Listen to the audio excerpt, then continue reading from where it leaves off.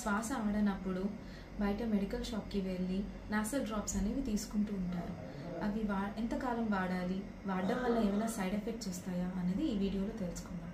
నేను doctor Jyothirmayi, consultant ENT specialist, Charvik Swasa hospital, Kurnool. Nasal drops అనేవి 2 రకాలుగా ఉంటాయి, జైలోమెటాజోలిన్, ఆక్సిమెటాజోలిన్.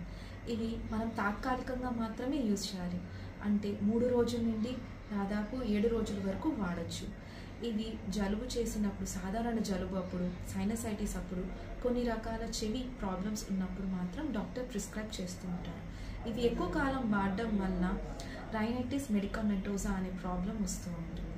అంటే ఏంటంటే మన ముక్కు ఈ మందుకి బాగా అలవాటు పడిపోయి ఇంకా ఎక్కువ బ్లాక్ అయినట్టు అనిపిస్తుంది, ఇంకా శ్వాస ఆడడానికి ఇంకా ఇబ్బందిగా అనిపిస్తుంది. అప్పుడు మన ముక్కులో శ్వాస ఆడపోవడానికి చాలా కారణాలు ఉంటాయి.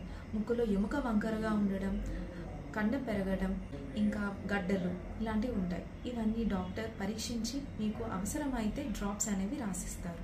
సో అనవసరంగా ఈ డ్రాప్స్ ఎక్కువగా వాడకూడదు. వాడితే ఇంకా ఎక్కువగా ముక్కు గాలి తీసుకోవడానికి ఇబ్బంది అవుతుంది. So take care. Thank you.